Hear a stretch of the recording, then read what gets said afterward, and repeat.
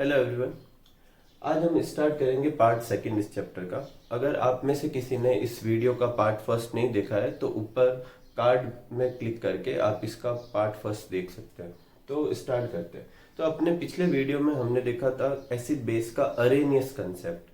तो अब हम दूसरा कंसेप्ट देखते हैं, वो है ब्रोस्टेड लोरी का कंसेप्ट। तो देखो, ब्रोस्टेड लोरी दो साइंटिस्ट थे, एक जे.एन. ब्रोस्टेड और टी.एम. लोरी, और इनके कंसेप्ट के अकॉर्डिंग प्रोटॉन डोनर, प्रोटॉन इन्होंने कहा था H+ को, तो जो सब्सटेंस प्रोटॉन डोनर होता है, मतलब जो प्रोटॉन डोनेट करेंगे वो क्या कहलाएंगे, एसिड, और जो प्रोटॉन रिसीवर या प्रोटॉन एक्सेप्ट करेंगे वो क्या कहलाएंगे, बेस। तो एकदम सिंपल सी डेफिनेशन है, प्रोटॉन डोनर सब्सटेंस एसिड और प्रोटॉन रिसीवर या एक्सेप्टर सब्सटेंस क्या कहलाएंगे, बेस। सबसे पहला क्वेश्चन जो मन में उठता है वो ये कि प्रोटॉन और H+ इन दोनों में क्या रिलेशन है, H+ को प्रोटॉन क्यों कहते हैं। तो एकदम सिंपल सा इसका सॉल्यूशन है। हम सब जानते हैं कि हाइड्रोजन का एटॉमिक नंबर क्या होता है, 1, और एटॉमिक मास नंबर भी क्या होता है, 1। इसका मतलब हाइड्रोजन में एक प्रोटॉन होता है, एक इलेक्ट्रॉन होता है, और न्यूट्रॉन कितने होते हैं, 0। जब ये एक इलेक्ट्रॉन लूज करेगा तो इस पे कैसा चार्ज आएगा, +1। तो H+ बनते समय ये एक इलेक्ट्रॉन लूज कर चुका है। अब इसमें पीछे क्या बचा, एक प्रोटॉन, 0 इलेक्ट्रॉन और 0 ही न्यूट्रॉन। इसका मतलब H+ में प्रोटॉन के अलावा कुछ भी नहीं होता, वो भी कितना प्रोटॉन, एक प्रोटॉन। तो H+ को मैं प्रोटॉन कह सकता हूं। यही वजह है कि इन्होंने अपनी डेफिनेशन में H+ को क्या कह के बुलाया, प्रोटॉन। ठीक है। तो ब्रोस्टेड लोरी कंसेप्ट के हिसाब से जो प्रोटॉन डोनर होते हैं वो एसिड, और जो प्रोटॉन रिसीवर होते हैं वो बेस। अपन इसको एक एग्जांपल से समझते हैं। देखो, H2O सब जानते हैं क्या होता है, वाटर। NH3 को कहते हैं अमोनिया। क्या कहते हैं, अमोनिया। H2O और NH3 आपस में कंबाइन होकर क्या बनाते हैं, NH4+ और OH-। अब देखो, इस चीज को अच्छे से समझते हैं। देखो, H2O में देखते हैं कितने H थे, तो 2 H थे, और यहाँ H2O से बना है OH-। इसका मतलब एक H क्या हो गया आपका। NH3 में देखो कितने H थे, 3, और यहाँ पे क्या बना है, NH4+, एक H क्या हो गया, ज्यादा। इसका मतलब इसने H+ रिसीव किया है और इस H+ क्या किया है, डोनेट किया है। क्योंकि ये प्रोटॉन डोनेट कर रहा है इसलिए इसको क्या कहेंगे, एसिड, और इसने प्रोटॉन रिसीव किया है इसलिए ये क्या कहलाएगा, बेस। कल के वीडियो की तरह ही, या जो प्रीवियस वीडियो था उसमें जैसा एक्सप्लेन किया गया था उसी के तरह ही, जो प्रोटॉन डोनर और प्रोटॉन रिसीवर कंसेप्ट बोले, तो इस कंसेप्ट से जो एसिड बेस समझाएंगे उसने ब्रोस्टेड लोरी एसिड बेस कहेंगे। जैसे अरेनियस कंसेप्ट को जो फॉलो करेंगे उन्हें अरेनियस एसिड बेस कहेंगे, ब्रोस्टेड लोरी को जो फॉलो करेंगे वो ब्रोस्टेड लोरी एसिड बेस कहलाएंगे। ठीक है। एक और चीज थी जो इस कंसेप्ट को और यूनिक बनाती थी। ये कंसेप्ट सिर्फ इतना ही नहीं है, इसको आगे समझते। देखो, जब एक एसिड प्रोटॉन डोनेट कर देता है और उसके बाद जो चीज बनाता है उसको कहेंगे कॉन्जुगेट बेस। ये किसकी तरह बिहेव करेगा, ये सब्सटेंस का नेचर कैसा होगा, बेस। और जो सब्सटेंस प्रोटॉन रिसीव करने के बाद जो दूसरा एंटिटी या सब्सटेंस बनाता है उसको हम क्या कहेंगे, कॉन्जुगेटेड एसिड। तो ये तो हो जाएगा कॉन्जुगेटेड, क्या हो जाएगा, एसिड, और ये वाले भाई साहब क्या हो जाएंगे, कॉन्जुगेट बेस। देखो, वापस समझते हैं। After donating proton, acid convert into conjugated base. Acid जो है वो प्रोटॉन डोनेट करने के बाद जो चीज बनाता है वो क्या होगी, conjugated base. And after accepting proton, base converted into conjugated acid. Acid था, उससे जो चीज बनेगी वो कॉन्जुगेटेड बेस, और बेस था, उससे जो चीज बनेगी वो क्या हो जाएगी, कॉन्जुगेटेड एसिड। ऊपर वाले एग्जांपल में H2O से क्या बना था, OH-। तो H2O तो है एसिड और OH- क्या है, कॉन्जुगेटेड बेस। और ठीक ऐसे कैसे NH3 और NH4, ये एक पेयर है जिसमें NH3 तो बेस है और NH4 क्या है, कॉन्जुगेटेड एसिड। ये दोनों साथ में क्यों है, क्योंकि इसके H+ डोनेट करने से ये बना था और इसके H+ रिसीव करने से ये बना था। तो इस कंसेप्ट का एक और फायदा क्या है, हमने ये तो एक्सप्लेन किया ही कि H2O एसिड है, साथ ही साथ में हमने ये भी एक्सप्लेन कर दिया कि OH- का नेचर कैसा होता है, कॉन्जुगेटेड बेस। OH- एक बेस है, इसको ब्रोस्टेड लॉरी से समझा पा रहे हैं, लेकिन इसे अरेनियस कंसेप्ट से अपन एक्सप्लेन नहीं कर सकते थे। ठीक है, तो ये आप अच्छे से नोट कर लीजिए।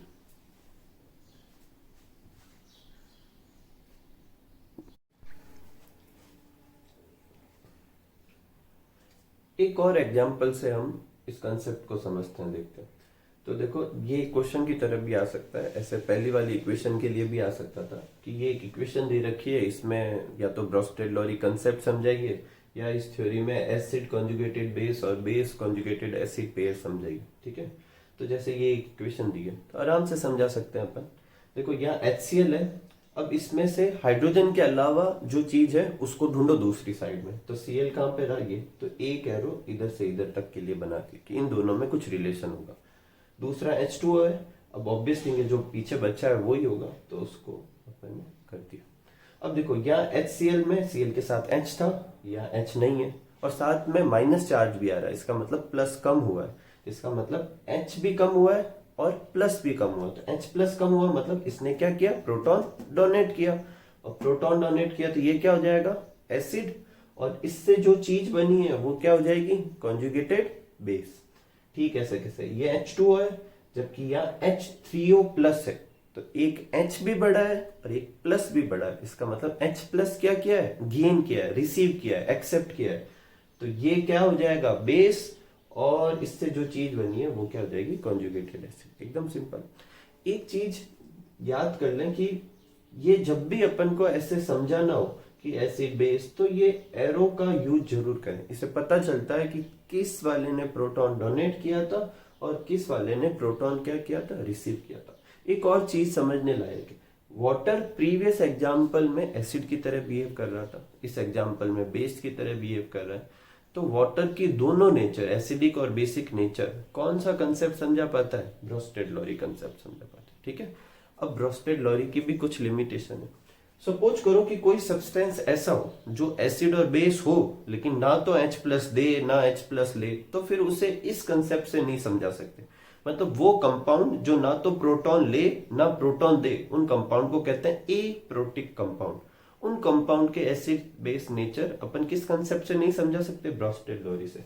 तो this theory does not explain aprotic acid base like CO2, SO2, BF3, BS3।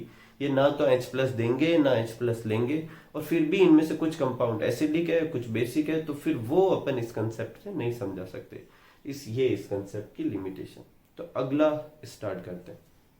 अगला जो कंसेप्ट है वो है लुईस। इसे लेविस रीड नहीं करेंगे, ठीक है, क्या रीड करेंगे, लुईस। तो लुईस कंसेप्ट ऑफ एसिड और बेस, ये कंसेप्ट ऑब्वियस थिंग है, लुईस ने दिया था 1923 में, सबसे बाद में दिया गया कंसेप्ट है। देखो, तीनों कंसेप्ट में से कोई भी कंसेप्ट सारे एसिड बेस को एक्सप्लेन नहीं करता, तो कोई भी कंसेप्ट पूरी तरह से गलत नहीं है। इसलिए जिस सब्सटेंस को जिस कंसेप्ट से समझाएंगे उसे वो उसी का इनाम देंगे। जो एसिड अरेनियस कंसेप्ट से समझाएंगे वो अरेनियस एसिड, ब्रोस्टेड लॉरी से समझाया ब्रोस्टेड लॉरी एसिड, लुईस से समझाए तो लुईस एसिड, बेस समझाए तो लुईस बेस। ठीक है, तो देखो ये क्या था, acid are those substance which accept electron pair. ऐसे सब्सटेंस जो इलेक्ट्रॉन पेयर, मतलब दो इलेक्ट्रॉन पेयर में कितने जने आते हैं, दो इलेक्ट्रॉन गेन करे। इलेक्ट्रॉन पेयर क्या करे, गेन, यहाँ डोनेट नहीं है, इलेक्ट्रॉन पेयर गेन करे, वो क्या होंगे, एसिड। और जो इलेक्ट्रॉन पेयर डोनेट करेंगे वो क्या कहलाएंगे, बेस। अब देखो, ये कंसेप्ट समझने से पहले ये समझते हैं कि कोई इलेक्ट्रॉन पेयर देगा क्यों, कोई लेगा क्यों। तो इसको अच्छे से समझने के लिए देखते हैं। देखो, ये NH3 है, इसमें ये है नाइट्रोजन। नाइट्रोजन अपन सब जानते हैं, नाइट्रोजन का एटॉमिक नंबर कितना होता है, 7। और उसका जब इलेक्ट्रॉनिक कॉन्फ़िगरेशन फिल करते हैं, अपन ने 9th में सीखा था, तो सबसे फर्स्ट सेल में कितने इलेक्ट्रॉन फिल करते हैं, 2, और अगले सेल में कितने फिल करते हैं, रिमेनिंग 5। तो इसका कॉन्फ़िगरेशन क्या हो जाएगा, 2,5। कोई प्रॉब्लम नहीं। अब इसको, इसके 5 इलेक्ट्रॉन में से 3 इलेक्ट्रॉन इसने हाइड्रोजन के साथ बॉन्ड बनाने में यूज कर लिए, क्योंकि ये कितने हाइड्रोजन से जुड़ा हुआ है, 3 हाइड्रोजन से। कितने हाइड्रोजन से जुड़ा हुआ है, 3 हाइड्रोजन से। तो अपनी तरफ से कितने इलेक्ट्रॉन लगाएगा, 3। तो 3 इलेक्ट्रॉन तो इसने यूज कर लिए बॉन्ड बनाने के लिए, किसके साथ, हाइड्रोजन के साथ। अब पीछे कितने इलेक्ट्रॉन बचे, 2। अब ये 2 इलेक्ट्रॉन इसके पास अवेलेबल है, तो ये चाहे तो किसी के साथ ये इलेक्ट्रॉन शेयर कर सकता है। शेयर इस तरीके से कर सकता है कि सामने वाले से कुछ नहीं लेगा, क्योंकि कुछ लेगा तो इसका ऑक्टेट गड़बड़ हो जाएगा। लेकिन ये शेयर करने के लिए अपने ये दो इलेक्ट्रॉन क्या कर सकता है, यूज कर सकता है, क्योंकि इसके पास अभी भी ऐसे दो इलेक्ट्रॉन है जो किसी के साथ जुड़े हुए नहीं। तो ऐसे कंपाउंड क्या कर सकते हैं, इलेक्ट्रॉन डोनेट कर सकते हैं। और अभी इसका ऑक्टेट कंप्लीट है, देखो 5 तो इसके आउटर सेल में थे, हाइड्रोजन के साथ जुड़ने से कितने इलेक्ट्रॉन और आ गए, 3, क्योंकि कितने हाइड्रोजन से जुड़ा, 3 हाइड्रोजन से, तो 5 और 3 कितने हो गए, टोटल 8। तो इसका ऑक्टेट कंप्लीट है, उसके बाद भी इसके पास 2 इलेक्ट्रॉन अवेलेबल है, तो ये किसी के साथ शेयर कर सकता है। लेकिन शेयरिंग में ये आगे से कुछ चाहता नहीं है, तो ये शेयरिंग में 2 इलेक्ट्रॉन अपनी तरफ से ही शेयर कर सकता है। ऐसा कौन सा बॉन्ड था, 9th में पढ़ा था, कोऑर्डिनेशन बॉन्ड, ठीक है। अब दूसरे वाले को देखते, दूसरी पार्टी देखते, बोरॉन। बोरॉन कौन से नंबर पे आता है, 5, ठीक है। और 5 नंबर पे आता है, तो इसका मतलब उसके फर्स्ट सेल में कितने इलेक्ट्रॉन फिल करेंगे, 2, और सेकंड सेल में कितने फिल करेंगे, 3। ये 3 कर दिए। तो ये अपने इन तीनों इलेक्ट्रॉन को किसके साथ कंबाइन करने में यूज कर रहा है, हाइड्रोजन के साथ में। तो 3 इलेक्ट्रॉन खुद के और 3 इलेक्ट्रॉन ही हाइड्रोजन के साथ बॉन्ड बना लेगा। तो इसके पास अब पीछे कोई इलेक्ट्रॉन नहीं बचा जो ये किसी को क्या कर सके, शेयर कर सके। इससे ये तो एक्सप्लेन होता है कि ये इलेक्ट्रॉन डोनेट नहीं करेगा, पर ये गेन क्यों करेगा वो भी समझाइए। तो देखो इसके आउटर सेल में 3 इलेक्ट्रॉन थे और इसने 3 हाइड्रोजन से जुड़ गया, तो टोटल 3 और 3 कितने हो गए, 6। जबकि ऑक्टेट कंप्लीट करने के लिए कितने चाहिए, 8। तो अभी भी इसे एग्जैक्ट कितने की रिक्वायरमेंट है, 2 इलेक्ट्रॉन की, और इसके पास शेयर करने को भी कुछ नहीं है। तो ये एक ऐसी पार्टी ढूंढेगी जो 2 इलेक्ट्रॉन शेयर करना चाहे लेकिन बदले में कुछ ना चाहे। तो इसको मिल गई NH3। तो NH3 2 इलेक्ट्रॉन या इलेक्ट्रॉन पेयर डोनेट करेगा और BH3 क्या करेगा, इलेक्ट्रॉन पेयर रिसीव करेगा। तो ये कुछ इस तरीके से, इसके बाद में आप यहां से नोट कर लें, ये कुछ इस तरीके से बन जाएगा NH3। ये अपन इसके 2 वो इलेक्ट्रॉन शो कर देते हैं ग्रुप के, इसने किसके साथ शेयर कर दिए, BH3 के पास। तो अब देखो BH3 के पास पहले से कितने थे टोटल, 3 इसके टोटल 6 इलेक्ट्रॉन, 2 ये शेयरिंग से आ गए, इसके भी 8 हो गए, और इसके पास तो 8 पहले से ही थे। क्योंकि इसने इलेक्ट्रॉन पेयर डोनेट किया इसलिए NH3 कैसा हो जाएगा, लुईस बेस हो जाएगा। और क्योंकि इसने इलेक्ट्रॉन पेयर रिसीव किया इसलिए ये कैसा हो जाएगा, लुईस एसिड हो जाएगा। देखो एकदम सिंपल सी कंसेप्ट है कि जो ग्रुप इलेक्ट्रॉन पेयर देता है वो लुईस बेस कहलाता है, और जो इलेक्ट्रॉन पेयर लेता है वो क्या कहलाएगा, लुईस एसिड कहलाएगा। ठीक है, तो इसे आप अच्छे से नोट कर लो।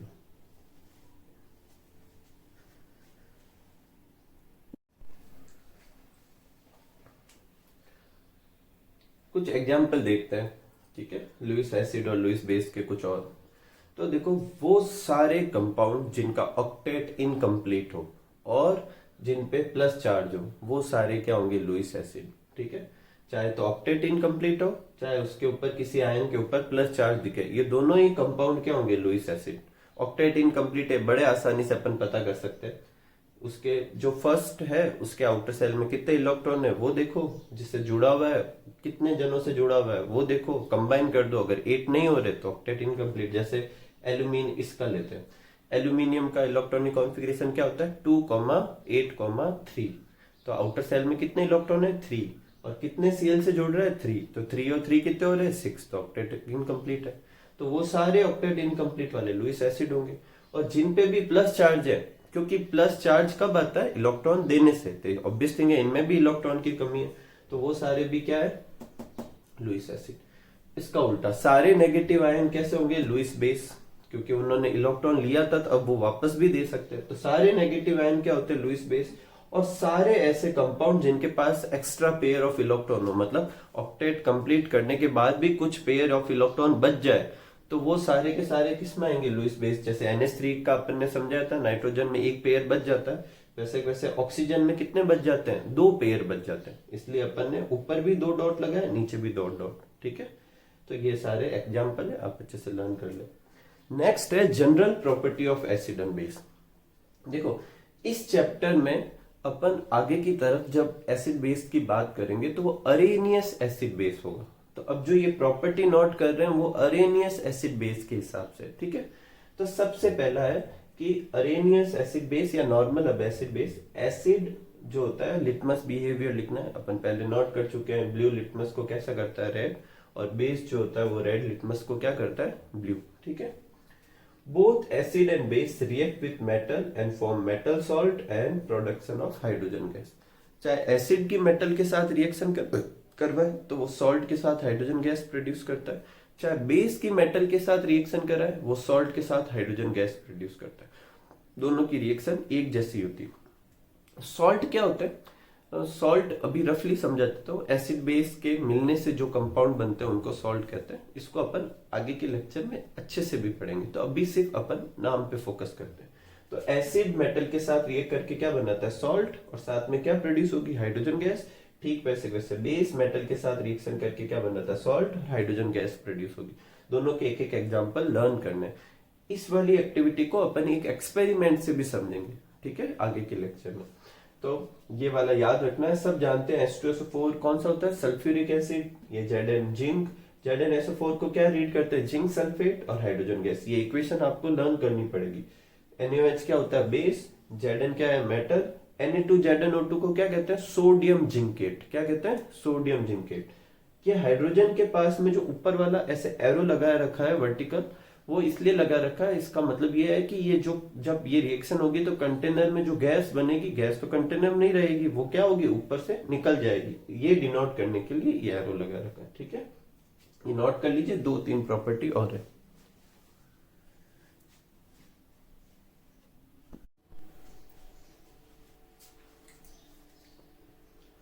नेक्स्ट प्रॉपर्टी है aqueous solution of all acid and base are conductor of electricity. देखो, अगर एकदम प्योर वाटर ले, एकदम प्योर टैप वाटर की बात नहीं कर रहे, जिसमें कोई भी इम्प्योरिटी ना हो, कोई मिनरल ना हो, तो आपको जान के हैरानी होगी वो वाटर इंसुलेटर होता है, इलेक्ट्रिसिटी को कंडक्ट नहीं करता। उस वाटर में मिनरल की प्रेजेंस की वजह से वो क्या कर सकता है, इलेक्ट्रिसिटी कंडक्ट कर सकता है। तो अगर एकदम डिस्टिल वाटर ले और उससे इलेक्ट्रिसिटी कंडक्ट करना चाहे तो नहीं होगी, लेकिन उसमें से थोड़ा एसिड या थोड़ा बेस मिला दे तो फिर वो अच्छा सा कंडक्टर हो जाएगा। तो एसिड और बेस के जो एक्वस सॉल्यूशन होते हैं तो वाटर में डिसॉल्व करने के बाद जो सॉल्यूशन मिलते हैं वो कैसे होते हैं, इलेक्ट्रिसिटी के क्या होते हैं, कंडक्टर। ऐसे सब्सटेंस को इलेक्ट्रोलाइट्स की तरह यूज कर सकते हैं। नेक्स्ट है, एसिड और बेस आपस में रिएक्शन करेंगे तो क्या होगा, एकदम सिंपल सा है। दोनों की हर प्रॉपर्टी एक दूसरे से अलग थी, एक तरीके से एक दूसरे के दुश्मन है। तो जब दोनों को साथ में मिलाएंगे तो एक दूसरे को क्या कर देंगे, खत्म कर देंगे। तो जब एसिड और बेस को एक दूसरे के साथ मिलाया जाता है तो दोनों की प्रॉपर्टी खत्म हो जाती है। एसिड का एसिडिक नेचर चला जाता है, बेस का बेसिक नेचर चला जाता है, दोनों न्यूट्रल बन जाते हैं। यही वजह है इस रिएक्शन को क्या कहेंगे, न्यूट्रलाइजेशन रिएक्शन। ठीक है, बनेगा क्या, सॉल्ट जो कि दोनों के कॉम्बिनेशन से बना है, और साथ में क्या बनेगा, वाटर। ठीक है, इसको इस रिएक्शन से समझते हैं। पहले डेफिनेशन देख लेते हैं। Acid and base react with each other and form salt and water. This reaction is known as neutralization. देखो, जैसे HCl एक एसिड है और NaOH एक बेस है, तो HCl H देगा H प्लस, NaOH क्या देगा OH माइनस। ये OH और H क्या बन जाएगा, H2O, और पीछे वाला NaCl। तो एसिड और बेस रिएक्शन करके क्या बनाते हैं, सॉल्ट एंड वाटर। क्योंकि NaCl भी एक सॉल्ट है, इसीलिए अपन आम जिंदगी में NaCl जो घर में यूज करते हैं उसको भी अपन सॉल्ट कहते हैं।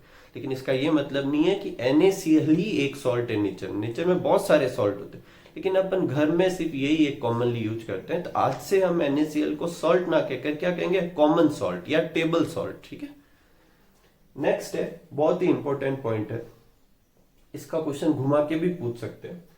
एसिड जो होते हैं उसकी रिएक्शन अगर मेटल ऑक्साइड से करें, ये देखो, ये मेटल ऑक्साइड ले लेते हैं, कोई भी मेटल, जैसे ये कॉपर है, इसका ऑक्साइड मतलब ऑक्सीजन के साथ कंपाउंड, उसके एसिड के साथ रिएक्शन करे तो सॉल्ट एंड वाटर बना।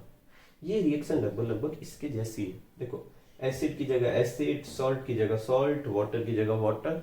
तो फिर ये मेटल ऑक्साइड किसकी जगह आ रहा है, बेस की जगह। इसका मतलब मेटल ऑक्साइड इस रिएक्शन में कैसा नेचर शो कर रहा है, बेसिक नेचर शो कर रहा है।